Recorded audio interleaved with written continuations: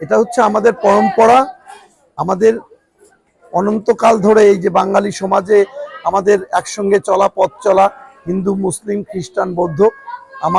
আমি আমার বাবার কাছ থেকে শিখেছি, আমার দাদার কাছ থেকে শিখেছি, এবং আমি মনে করি যে এটার সঙ্গে রাজনৈতিক কোনো সম্পর্কই নেই।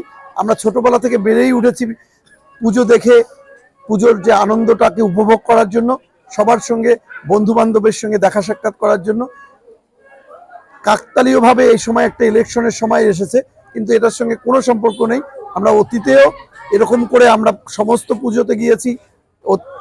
আমার মনে হয় যে ছোটবেলা থেকে বাবার সঙ্গে গিয়েছি, পরে নিজেরা গিয়েছি, যাদের আমাদের বন্ধু বান্ধব আছে। এবার একটু বৃহত্তর পরিসরে এর সঙ্গে রাজনীতি এবং ভোটে অংশগ্রহণের সম্পর্ক খুব বেশি আছে বলে আমি মনে করি না।